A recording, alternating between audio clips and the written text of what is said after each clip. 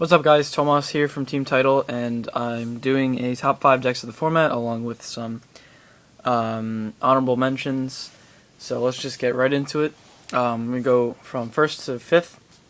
So the first deck I'm going to talk about is Infernities. Now, this deck has the two best trap cards in the format: Infernity Break, which destroys any card in the field as long as you have no cards in your hand, and Infernity Barrier, which is basically a Solemn Judgment as well as negating monster effects.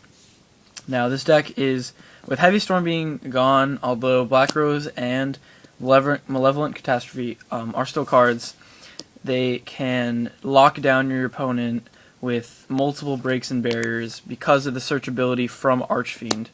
And they have really great rank 4s, Evolval Chain being one of them. It dumps cards, it puts them on top of your deck, and it is the best top decking deck possible right now. Just the fact that you can control, it's like a very control-based deck, and it locks down is essential to this format since it's slower in a sense compared to last format.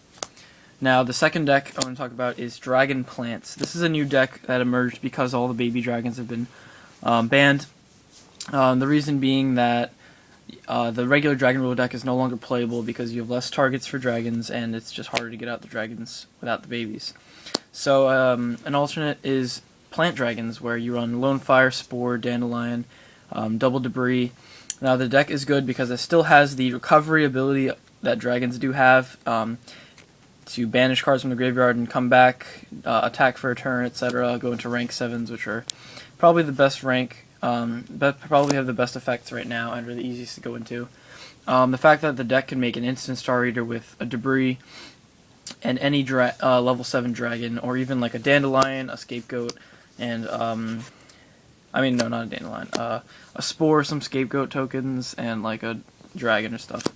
The fact that the Scapegoat is at 3 opens up so many more synchro plays, good defense for the deck, and consistency.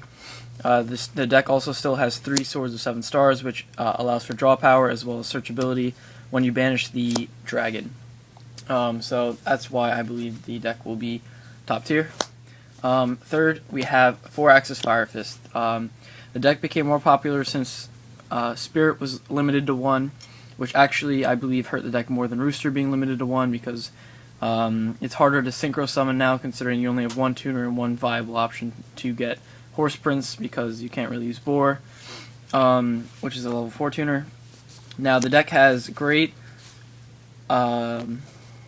destruction ability. You have Gorilla to pop Spell and Trap, you have Gyoko to Night Beam stuff and prevent it from activating, and you have Bear to just pop cards. So against Evil Swarms, you can just Bear, pop their Ophion, attack over it, or even if they dress it, you just Tenken or Tensen, whatever, the Bear, beat over it, inflict damage, set, tanky, etc. And the fact that you can practically run 6 tankies in a game is pretty ridiculous. Thinking that you can, assuming you run 2 Cardinal, you can recycle it twice, which is pretty ridiculous. And it's just a great matchup against other cards. It's like a walking Transmigration Prophecy, which is awesome. And then you have Tiger King, which is a walking skill drain as well. So the deck is very good, and I haven't even talked about Wolfbark. Wolfbark you have as your level 4 special summon. It's once per turn, which makes it even better. And Pinpoint Guard is a card, guys. Special summons the Wolfbark in defense. Next turn, summon something, Wolfbark effect. You already have 3 level 4s on board. And instant access to rank 4s, which are pretty good. So yeah, that's it for Fire Fist. 4-Axis rather. Fourth, we have Spellbooks. Now, this might take some people by surprise, but people do forget that the deck is very, very consistent. Considering it has 9 Stratoses in a sense, 3 Spellbooks of Secrets, 3 Master, and 3 Spellbook Magician. You have epic draw power with the field spell. So, like, let's say, for example, 5 turns have passed, your opponent would draw 5, you would draw 10 cards. You draw double the amount that they would with this card. And you can recycle your spells. The fact that you have access to a spell that increases attack by 1,000, which makes it insane. Spellbook of Fate, which doesn't target, which is, again, amazing. If, like, for example, you're playing Bujins, you banish 3, they lance their Yamato, you can just banish something else and you don't waste a Fate. or if they don't have that lance, or that they can't use the Bujin turtle because late fate doesn't target. So you just banish 3 Yamato or flip it face down, and they're pretty screwed. Also, Kaiku, you still have Kaiku, you still have Jougen, although it's harder to get Jougen out. You'd have to actually summon it instead of special summoning it in defense. Spellbook of Life is still a card. Monster Reborn may be banned, but you have Spellbook of Life, which is searchable through 9 cards. You also have Spellbook of Eternity to get your banished cards back. Spellbook of Wisdom, which is your own personal lance. Like the deck is it's very good, considering it's a toolbox deck, meaning you can search whatever you need at that time to suit your needs, to suit the situation. And you have Priestess, which pops stuff, but that's a different build if you decide to use Priestess. 5th place, we have Mermails. Some people might disagree. The thing about Mermails is they are considered to be dead after Dragoons to 1, Diva to 1. That just really limits their synchro plays somewhat, and their discard outlets, I guess their consistency. Mulan Glacia is still viable in the deck, although it's harder to obtain considering Dragoons is at 1, and there's no other way to search it really. But you can reuse Dragoons. You still have, Pot of Avarice is no longer a card, which also hurts the deck a little bit. But you still have Salvages to get your Diva. You still have Turge. Turge is a card. You can, instead of having 3 Divas, you can, you can get, just use Abyss Surge, grab your Diva, or grab your Marksman or Infantry. The deck is still viable and very good. It can still OTK. You still have Sphere, which is broken as hell. Chainable, get your, destroy Lin, get your lead. Or if you're pushing for game, you attack twice with Megalo, attack with Dragoons, etc. And then you can just flip the Sphere and attack for 27 with lead, which is insane. So that's it for the top 5 decks of the format. We're now going to go on to honorable mentions, make this as quick as possible. Dark Worlds. It's still a good deck.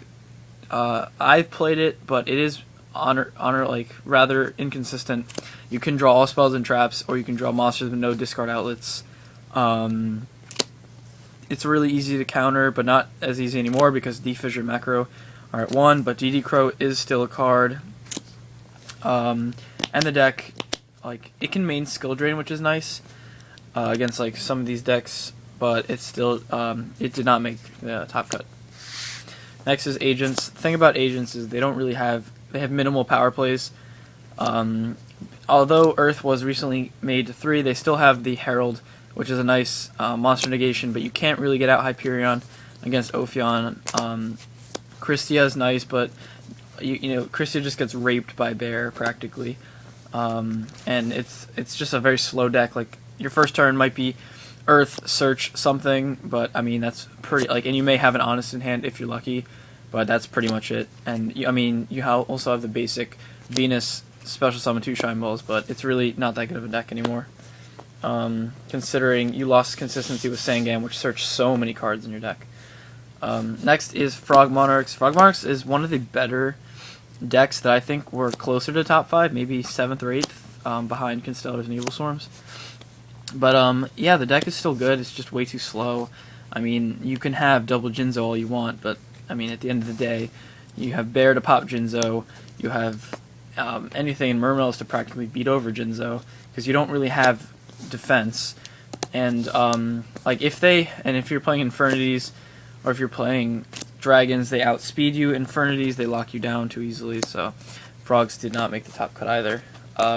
Next is Hieratics. The thing with Hieratics is that if you stall them while they OTK, you kind of lose. You lose consistency with double Birdman, so it's harder to OTK, but you do have the 3rd Convocation, but it's still not enough considering decks this deck cannot come back. So if you attempt to OTK, you get Fated or Threatening Roar, you kind of fucked for next turn.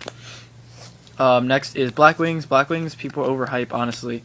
I mean, you don't have an extra deck for this deck. The extra deck is awful. The synchros are bad compared to the ranks, and it's just, I mean, you do have Icarus attack, but the thing is, you can only Icarus attack so many things. You do have Kalutes, but, I don't know, its options are very limited. Next we have Bujins. The thing about Bujins is that it's a Yamato or Bust deck, and it's easy to shut down. So yeah, for some reason my phone has a 10 limit cap, so I'm just going to end this video now, and Thanks for watching. Please like, comment, subscribe.